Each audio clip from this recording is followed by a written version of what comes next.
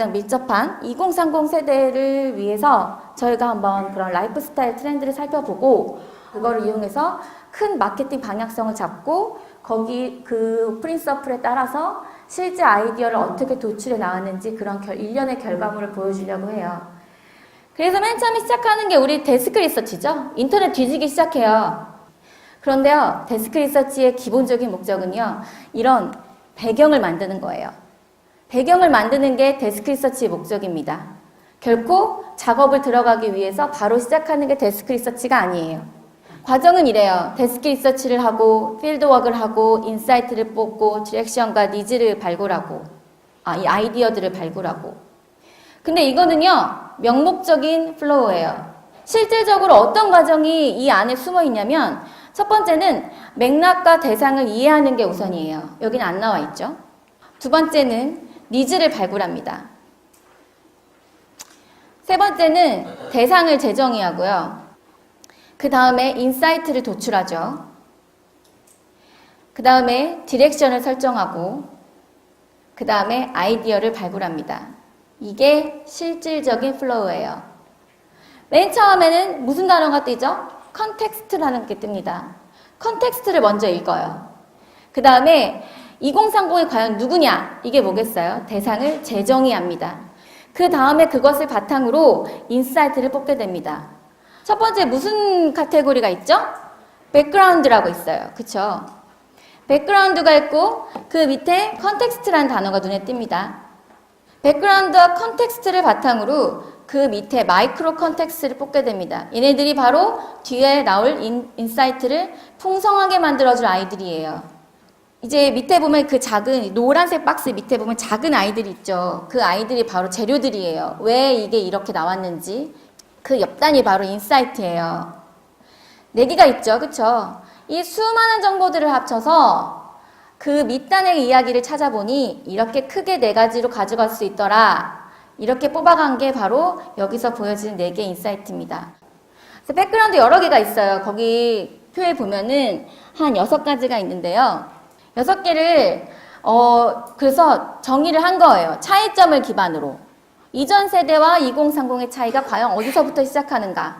그리고 그거는 왜 그렇고 그래서 그거에 대한 거를 키워드를 뽑고 그게 왜 어떤 걸 설명하는지를 특징을 짓고요. 그 다음에 그걸 정의하기 시작합니다. 그래서 6개가 나온 거예요. 매크로 컨텍스트라 하면 이 아이들이 생각하는 가치관, 라이프 스타일, 이렇게 문화적 환경 이런 그 사람을 둘러싸고 있는 뭔가 커다란 이야기들을 이야기해요. 이제 마이크로 컨텍스트를 잡는데 이 마이크로 컨텍스트는요.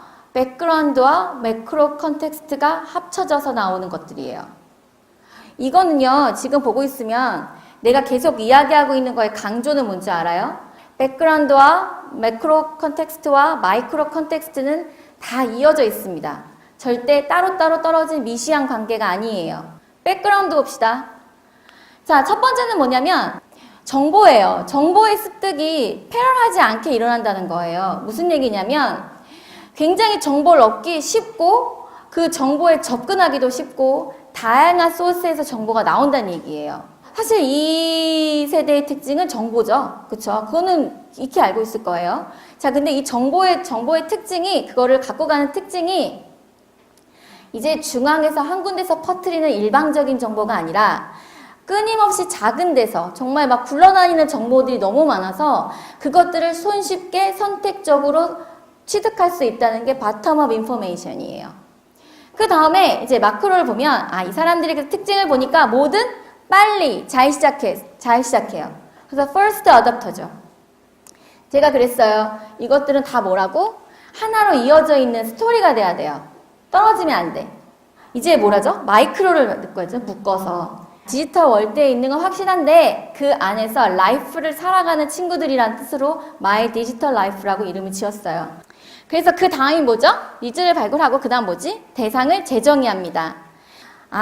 그들이 사는 세상, 환경을 봤더니 이러한 특징들이 있고 이러한 환경들 속에 있고 그리고 그들을 둘러싼 사람들은 어떤 사람들이 그들과 함께하며 그리고 그 안에서 실질적으로 그들은 어떤 활동들을 하고 그리고 그들이 갖고 있는 도구들, 핸들링하는 도구들이 과연 어떤 특징이 있냐라고 이 네 가지 관점에서 봤을 때 수렴을 해서 이런 굉장히 실용적인 소규모 집단성을 가지고 있다라고 대상을 한 번 더 재정의를 한 겁니다. 인사이트를 뽑는 과정은 여전히 미지수예요. 여전히 미지수라 하면 뭐냐면 어느 누구도 인사이트를 쉽게 잘 뽑는 방법을 가지고 있지 않다는 뜻입니다. 인사이트의 키워드는 Why입니다. Why. 왜? 왜 이렇게 행동을 하지? 왜 이런 생각을 갖게 됐지? 그리고 왜 이런 선택을 결과적으로 하게 됐지? 에서 시작을 합니다. 첫 번째는 숨겨져 있고 드러나지 않은 그리고 이미 잊어버린 그런 어떤 정교함에 대한 가치를 알고 그거를 한번 다시 재탐험을 해보는, 재발견을 해본다고 생각을 했고요. 그리고 이제 두 번째는 어떤 굉장히 실용적인 어떤 진짜 가치. 그냥 세상에 퍼져있는 얘기, 이건 이래, A는 A고 B는 B야가 아니라 진짜로 얘기하고 있는 진짜가 뭐지? 진짜에 대한 어떤 걸 계속 탐험하는 거를 탐구하고 있는 거, 집중하고 있는 거를 두 번째로 잡았습니다. 그 다음 세 번째로는 한 번 걸러진 어떤 특별함. 한 번 걸렀다는 건 내 기준에 맞춰서. 얘의 트렌드 세터 자원 기질은 나와 맞아. 내가 인정할 수 있어. 하지만 얘의 트렌드는 잘 이해가 안 가. 이렇게 걸러지는 거야. 내 기준으로. 그런 특별함을 가지고 한 번은 더 그룹핑을 해 나가는 거죠. 그 다음 마지막에는 세상을 살아가는 방식이나 바라보는 방식이 자기 자신에게 집중되는 뜻이에요. 이렇게 공명심에 대한 욕구가 있는 게 아니라요. 이 세상을 내 기준으로, 내 식으로 어떻게 해석을 해 나가고자 하는지가 네 번째입니다. 맨 처음에 시작할 때는 그 밸류와 니즈를 찾습니다. 밸류와 니즈를 찾아서 이 친구들이 중요하게 생각하는 게 뭔지 그게 밸류고요. 그래서 필요한 게 뭔지 그 니즈를 찾습니다. 그래서 밸류와 니즈를 먼저 찾아요. 그 다음에 한번 다시 생각을 해보면 내가 생각을 넓혀서 그러면 지금 이런 기준을 가치를 이런 기준으로 세상을 바라봤을 때 데스크 리서치한 내용들을 바라봤을 때 과연 어떤 일이 벌어지고 있냐 이게 지금 우리 지금 현재에서 어떻게 해석이 되고 있냐 어떤 일이 벌어지고 있냐를 먼저 한번 보고요. 그 다음에 제가 얘기했죠. 왜 이런 일이 벌어지고 있지? 라는 것을 인사이트 기준으로 한번 이야기를 풀어봅니다. 그래서 지금 세상에 진짜 살펴보니까 이런 식으로 정말 이런 내용들이 일어나고 있더라 라고 하는 걸 대표적으로 한 예시를 한번 넣어보죠. 자, 한 다음에 인터뷰 내용들을 다시 한번 돌아봅니다. 인터뷰 내용들 팩트를 살펴보고 그 안에 이제 우리가 좀 의미 있다고 한 내용들을 정리하고 정리한 다음에 다시 검증하기 위해서 다시 인터뷰로 돌아가요. 그래서 이야기를 한 걸 보니까 정말 다 그런 것들이 많더라는 거예요.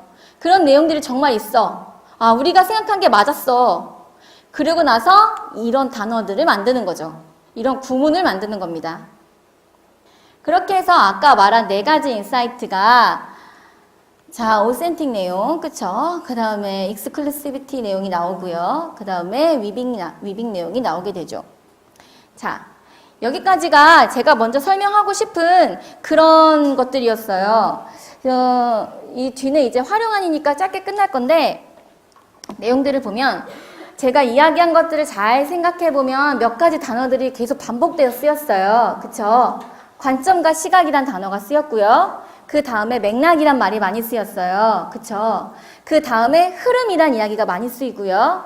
그 다음에는 이어지도록 연계되는 그런 내용들이 많이 쓰였어요. 이것들이 제가 생각하는 이 과정에서 가장 중요한 내용입니다. 그래서 이제 방향성을 잡아요. 방향성이라 하면 이런 뜻이에요. 앞으로 우리가 2030 세대의 마케팅을 전개해 나갈 때 큰 틀에서 한번 가보자는 그 프레임워크가 이 방향성이라고 보시면 되겠습니다. 그래서 네 가지 프린서플을 만들었습니다. 자, 그런데 한 가지 또 제가 아까 뭐가 중요하다고 했죠? 관점, 기준이 중요하다고 했어요. 이 방향성이요, 프린서플이요, 그냥 만들어지는 거 아니에요. 자, 거꾸로 올라갑니다. 여기 보이시죠? 여기 보이시죠? 여기 지금 글씨는 다 안 보이는데 제가 아까 말했던 그 2030 재정의에 나왔던 환경, 활동, 그를 둘러싼 사람들, 그리고 도구들, 그 관점으로 이 네 가지 프린서플을 구체적으로 이야기하고 있는 거예요. 관점이나 기준도 그거의 어떤 작업에 따라 마구 흔들리는 게 아니라 다 공통적으로 적용이 되고 이어져야 됩니다. 자, 여기 인사이트도 있어요. 우리 인사이트가 빠지면 안 되겠죠. 그 각 프린서플당 어떤 인사이트를 얼마큼 반영하고 있는지를 이렇게 표시를 했어요. 그리고 내용들을 한번 적어보고요. 그래서 결과적으로 이야기들을 만드는 겁니다. 그래서 물리적 컨택을 만들어서 실질적인 네트워크를 만들고 그 다음에 의미 있는 영향력이 남아서 그들에게 어떤 가치를 전달할 수 있어야 하며 그리고 실제로 손으로 할 수 있는 정교함을 느낄 수 있는 액티비티들이 포함이 되어야 되고요. 그래서 결과적으로 뼈대만 제공하고 스스로 덧붙여서 함께 발전할 수 있는 결과물을 만들도록 한다라고 하는 것이 이 네 가지 프린서플입니다.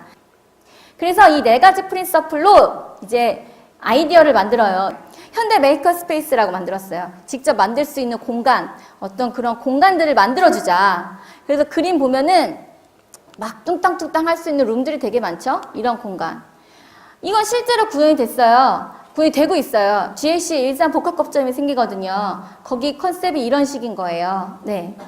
그 다음에 뭐냐면 돈을 모아서 차를 사주는 거예요. 2030 세대 지금 돈 없잖아요. 그쵸? 그런데 친구들하고 연대를 해가지고 서로 도와주면서 이 친구가 내가 차가 급히 필요해요. 그러면은 친구들이 포인트나 이런 이렇게 좀 돈을 좀 모아서 이렇게 주는 그런 방식을 프로그램화 한 거고요.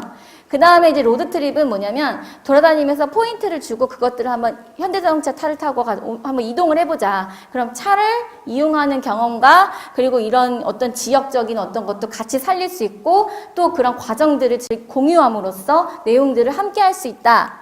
그다음 이 다섯 번째도 다양한 현대차를 한번 직접 경험해보는 그런 게 있어요. 약간 카쉐어링 같은 느낌도 있죠. 그쵸? 이게 2년 전에 카쉐어링이 나오기 아주 초반. 단어들이 한두 개씩 들렸을 때 그때 나왔던 아이디어들입니다. 그렇지만 말씀드렸죠? 이건 결과물이라고. 그 아이디어를 만들기까지는 여러 가지를 고려합니다. 그래서 매력점이 뭐야? 그래서 현대한테 이득이 되는 게 뭐야? 저희는 공급자 측면이니까요. 그래서 이런 걸 하려면 펀딩을 받아야겠죠. 그럼 경영진을 설득해야 돼요. 경영진이 관심 있는 게 뭐죠? 그래서 우리가 얻는 게 뭐야? 이게 제일 중요하죠. 그래서 고려해야 될 점. 그래서 거기서 행해지는 액티비티들을 큰 카테고리로 나누고요. 그 다음에 차별점, 다른 프로그램과의 차별점을 하면서 하나씩 발전시켜 나갑니다. 그래서 벤치마킹도 한번 찾아보고요. 이 네 가지 프린서플에 맞는지 한 번 더 체크도 해봐요. 이렇게 아이디어가 끝이 나게 됩니다. 그러면 우리는 프로젝트가 굉장히 잘 끝난 거가 되겠죠. 그렇죠?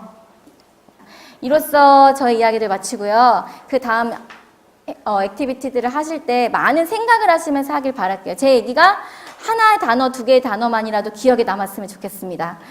긴 시간 동안 수고하셨습니다. 감사합니다.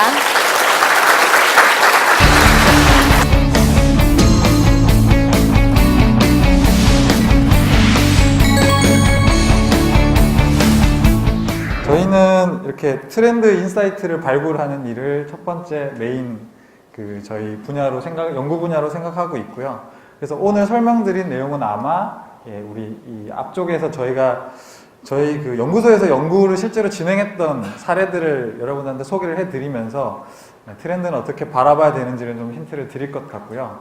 그 다음에 이제 이런 트렌드를 알고 있으면 많은 기업들이나 공공기관들, 현대자동차도 마찬가지고 궁금해합니다. 우리 20대 타겟에 대한 이해를 저희가 여러 기관이나 기업들이나 정부에 도움을 드리는, 자문을 드리는 역할을 하고 있고요. 또 여러분들한테 여러분의 성장에 도움이 될 만한 여러 가지 교육이나 멘토링 사업들을 하고 있고, 오늘 여기도 제가 멘토링 했던 친구분이 한 분 와 계시네요. 네, 더 기쁜 날입니다. 마케팅 리서치를 먼저 이해를 해 보겠습니다. 여러분들이 이 조사를 왜 하고, 여러분들 누구고, 그래서 이 조사는 어떻게 활용되는지에 대한 것을 설문지 앞에 가장 정중하게, 최선을 다해서 정중하게 해주셔야 됩니다. 그 다음에 개인정보 보호가 워낙 중요한 이슈고, 요즘에는 그쵸? 그런 사고가 많기 때문에 그래서 특히 설문 안에 이름, 전화번호, 생년월일, 개인에 대한 얘기는 절대로 언급하실 수 있지 않게 언급하지 않도록 주의를 해주십시오. 일시적이고 지엽적이고 어떤 현상적인 결과, 파도가 일어났다. 그 현상에 대한 게 유행이라고 보시면 될 것 같고요. 트렌드는 그 파도를 일으켜내는 지속적인 바람 같은 겁니다. 그래서 포괄적이고 원인에 좀 더 접근한다고 보시면 될 것 같습니다. 그래서 여러분들이 구글에다가 마케팅 트렌드 검색하시면 정말 거의 모든 곳에서 요즘 트렌드는 이런 겁니다. 뭐 기사가 엄청 많을 겁니다. 자, 근데 그게 다 트렌드인가 아닌가에 대한 판단은 요 유행이냐 트렌드이냐 요 기준으로 판단하시면 될 것 같습니다. 자, 트렌드는 크게 이렇게 4가지 유형이 있다고 합니다. 크게 두 축, 지속 시간과 동조 범위의 두 축을 놓고 패드와 마이크로 트렌드, 메가 트렌드 이렇게 4가지로 나눠집니다. 원의 크기와 색깔들과 이런 걸 보시면 아시겠지만 오른쪽으로 갈수록 더 광범위하고 지속적으로 나타나고 있는 걸 알 수 있겠죠. 먼저 패드입니다. 패드는 for a day의 약자, 말 그대로 일시적인 유행입니다. 우리가 아까 파도냐 바람이냐고 했을 때 파도인데 아주 작은 파도에 해당하는 게 패드라고 보시면 되겠고요.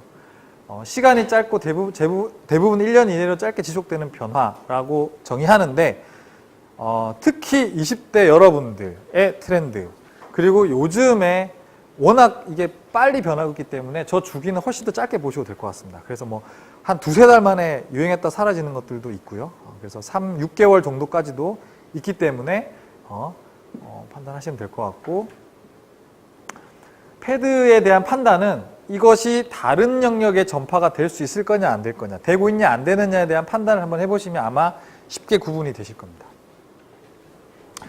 자, 두 번째 마이크로 트렌드입니다.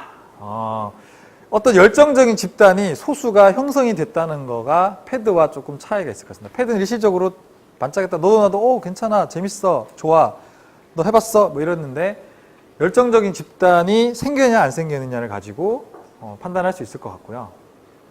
특히 최근에 각광받고 있는 게 이 트렌드 연구 분야에서 각광받는 게 바로 이 마이크로 트렌드입니다. 왜냐하면 워낙 아까 말씀드렸지만 세태가 워낙 빠르게 바뀌니까 트렌드만 진단해가지고는 너무 늦다.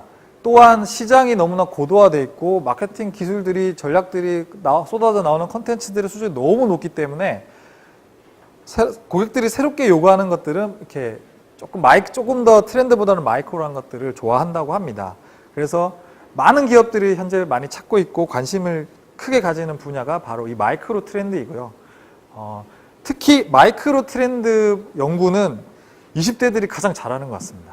여러분들이 패드와 마이크로 트렌드만 구분할 줄 알면 여러분들이 찾아오는 결과물들을 제가 다른 곳에서 많이 경험을 해봤을 때 정말 마이크로 트렌드는 잘 찾아오는 것 같습니다. 다음 트렌드입니다. 마이크로 트렌드보다 열정적인 그룹이 더 커지고 또 오랫동안 더 계속 지속이 되고 있는 거라고 볼 수 있겠습니다. 점점 조금씩 커지죠. 자, 다음은 메가 트렌드입니다. 자, 이거는 메가기 때문에요. 엄청 큰 얘기입니다. 최근에 메가 트렌드는 그쵸? 이거죠, 이거. 아직 10년은 안 됐지만 우리 삶의 전반을 다 지배하고 있습니다. 덩치가 아주 큰 트렌드고 여러분들은 메가 트렌드는 굳이 찾으실 필요가 없습니다. 왜냐하면 사람들이 알아서 찾아주고 있기 때문에. 이어서 말씀드리고 싶은 게 바로 이 마이크로 트렌드에 조금 더 주목을 해달라는 겁니다. 트렌드가 확산하는 모형을 우리 교수님께서는 이렇게 증명을 하고 있는데요. 처음에 트렌드를 만든 사람이 붙고 그거를 세팅을 하고 그걸 따르면서 이제 소비를 하기 시작하는 여기까지만 오면 이미 마이크로 트렌드에서 트렌드로 갈 아주 좋은 토대가 마련됐다고 보고 있고요. 그래서 결국 이 트렌드 추종자와 초기 주류 소비자들의 역할이 되게 중요하고 기업들은 이 타겟을 잡기 위해서 우리 제품의 우리 브랜드의 트렌드 추종자와 초기 주류 소비자들은 도대체 어디서 뭘 하고 있어? 그들은 어떤 소비 행동을 보이고 있어? 라는 연구를 엄청나게 공을 들여서 많이 하고 있습니다. 그래서 여러분들도 그 실제 과제나 어떤 기획서를 내실 때 이 친구들에 대한, 이 부분에 대한 접근을 가장 뾰족하게 하셔야 되고, 그러려면 마이크로 트렌드에 익숙해지셔야 된다는 거죠. 트렌드가 매출의 대부분이고, 마이크로 트렌드는 그거에 얼마 안 되죠. 이 넓이만 봐도 몇 배 차이가 나죠. 마이크로 트렌드는 결국 소수 집단이기 때문에 우리 회사의 장기적인 매출에는, 현재 결정적인 매출에는 도움이 안 된다라는 판단이 지배적이었지만, 여러분 아까 보셨죠? 마이크로 트렌드들이 너무 많이 생겨나고 없어집니다. 그리고 그 안에서 일어나는 소비도 많고요. 그래서 예전보다 마이크로 트렌드로 인한 매출액이 거의 트렌드에 육박하고 있다. 그리고 오히려 트렌드는 더 많이 줄고 있습니다. 왜냐하면 이제 소비자들은 워낙 빠르게 바뀌고 있기 때문에 트렌드까지만 가도 이건 좀 시대에 뒤처진 거 아니야? 나는 그런 소비자 되고 싶지 않은데? 라고 판단한다는 것이죠. 그래서 여러분들은 꼭 마이크로 트렌드에 집중하셔서 늘 찾아내셔야 되고, 또 여러분들이 제일 잘 찾아낼 수 있는 분야라는 겁니다.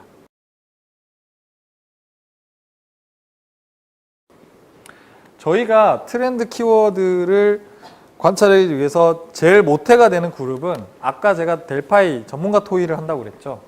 트렌드 워칭 그룹이라는 걸 운영을 하고 있습니다. 이 그룹은 20대 트렌드에 눈과 귀가 밝은 저희 사내의 그 직원분들과 그다음에 저희 유니파일러라는 그 6개월짜리 대학생들 활동이 있는데요. 우리 연구원, 주니어 연구원으로서 활동하는 역할인데 그 친구들, 대학생 8명과 저희 직원들 한 20명이 결합되어 있습니다. 저희가 그래서 매주가 아니라 격주마다 이렇게 트렌드 다이어리, 트렌드 리포트를 작성합니다. 그러면 떠토크에 대한 첫 번째 출발의 시작은 저희가 자꾸 요즘에 유행하는 20대들의 트렌드, 20대들한테 유명한 사람들을 찾아봤는데 이 사람들이 다 공통적인 특징이 덕후인 거예요. 약간 매니아적인 애들이 많은 거예요. 그래서 생각보다 참 많네 라는 생각에서 시작을 합니다. 이제 탐색을 열심히 하는 거죠. 그렇게 격주에 쌓여서 저희가 격주마다 모여서 각각의 사례를 28명이 다 발표를 합니다. 발표를 하다 보면 이건 20대 트렌드 맞는 것 같아요. 이거는 좀 오래돼서 요즘 트렌드 아닌 것 같아요. 혹은 이건 20대도 맞지만 30, 40대에 고루고루 나타나는 것 같아요.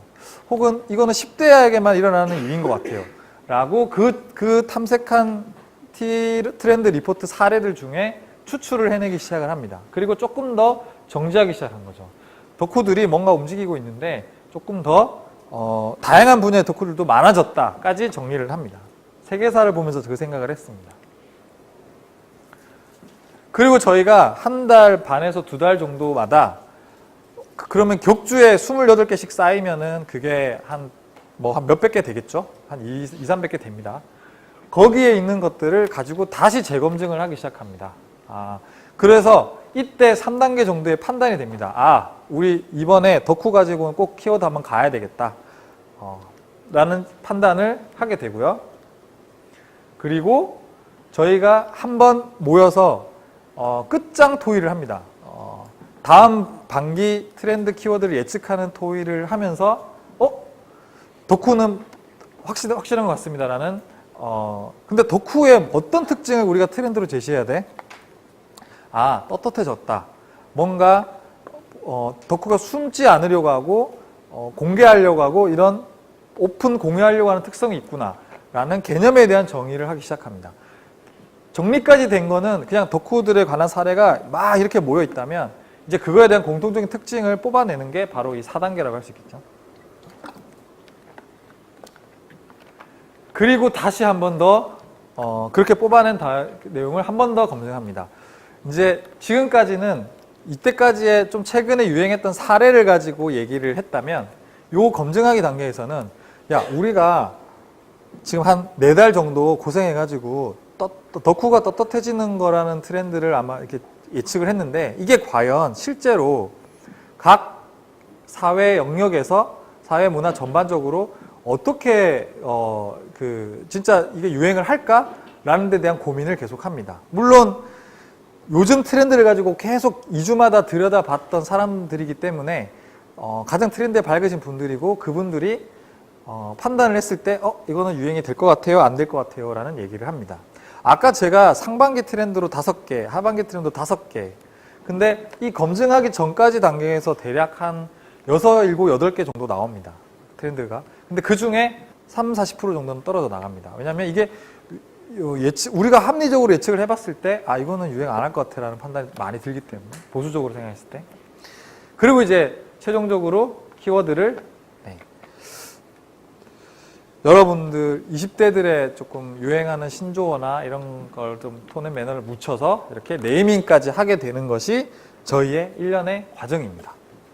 자, 트렌드 예측할 때 하나 고려해야 될 변수들을 고려해야 될 변수들을 소개해 드리겠습니다. 자, 아까 좀 전에 제가 계속해서 TR을 주기적으로 써봐라. 새로운 걸 당신들만의 해석으로 뽑아내봐라. 근데 그때 고려해야 될 게 뭐냐? 자, 아까 처음에 우리가 봤던 유행이냐 트렌드냐 요거 보시고 그 다음에 요런 변수들에 대한 고민을 같이 보시면 아마 트렌드에 대한 진단을 하는데 훨씬 더 도움이 될 겁니다. 먼저 인구입니다. 인구는 엄청나게 중요합니다. 저희가 20대를만 전문적으로 연구하는 이게 가장 중요한 것도 아마 이거랑 이유가 비슷한데요. 20대 그룹은 크게 세 덩어리입니다. 총 1000만인데요. 3분의 1이 대학생, 3분의 1이 직장인, 3분의 1이 기타 자영업, 주부, 군인 다 포함해서 또 330만이 있습니다.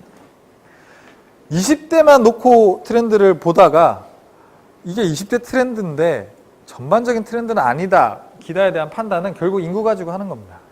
연령대별 특징 당연히 다르고요.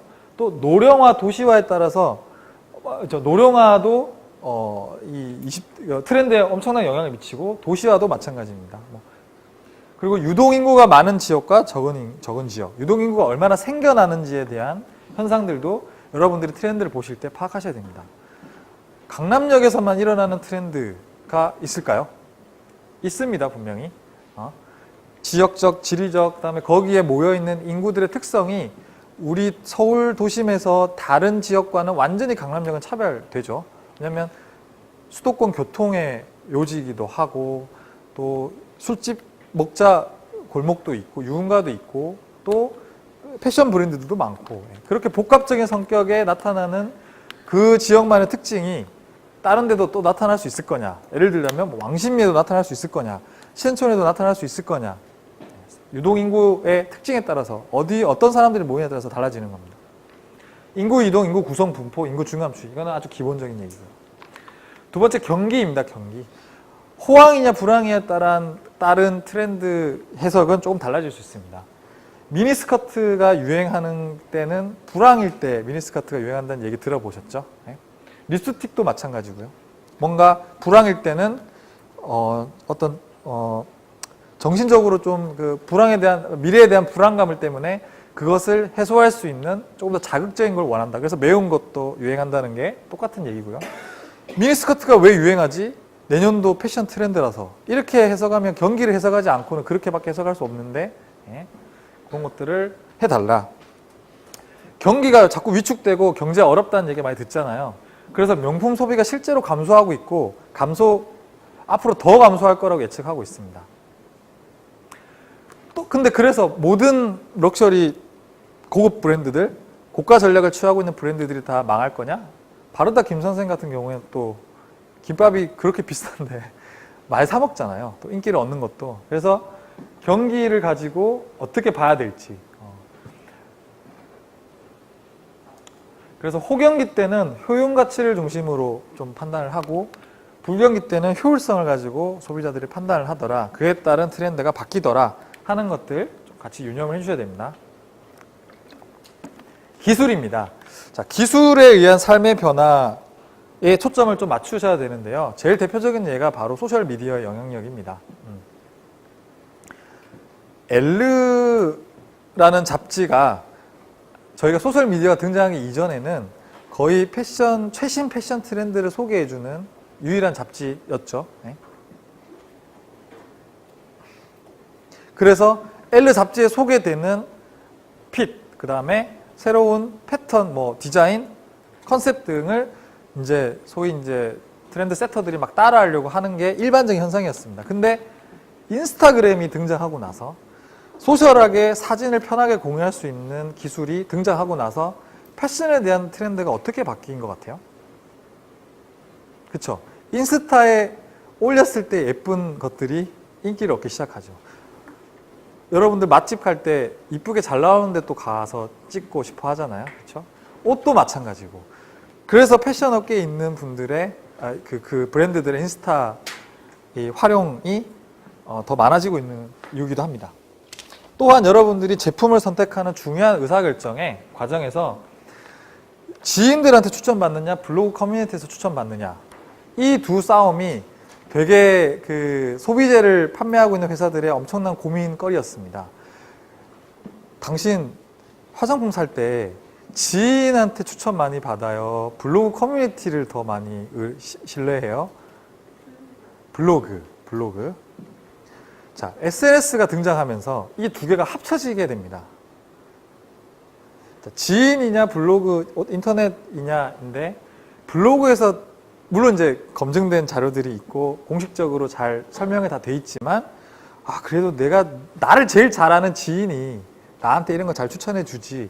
이 두 싸움을 항상 해왔는데 소셜이 등장하면서 불특정 다수와도 지인 관계가 맺게 되면서 정보력이 더 커졌다고 볼 수 있겠죠. 그 사람의 소셜 피드를 보면 나랑 좀 비슷한데 그러면 나랑 친구 맺고 이 사람들과 정보를 나누고 싶어 할 수 있게 된 거는 결국 기술입니다. 그래서 특히 최근에는 뭐 워낙 기술이 빨리 발전하니까 인구나 경기는 약간 거시적으로 움직이는 변화하는 특성이 있다면 기술은 워낙 빨리 바뀌기 때문에 트렌드에 민감하게 반응하고 해석하려고 한다면 이 기술에 대한 이해는 특히 우리 여학생분들, 남자들이 보통 이렇게 기술 IT 트렌드에 많이 빠르잖아요. 여성분들도 여학생들도 꼭 놓치면 안 된다. 그다음에 지역, 글로벌 로컬이냐, 수도권 지역, 이태원 아파트나 주택가냐 다 다릅니다. 그래서 트렌드가 일어나는 현상들에 대한 판단을 할 때 이런 것들, 이게 과연 어느 지역을 중심으로 어느 기술에 기반해서 어떻게까지 전파가 될 것이며 지금 경기가 이 트렌드에 어떤 영향을 미칠 것이고 또 어떤 인구 분포를 가지고 유행을 할 거냐, 트렌드가 될 거냐 하는 고민을 꼭 해보셨으면 좋겠습니다.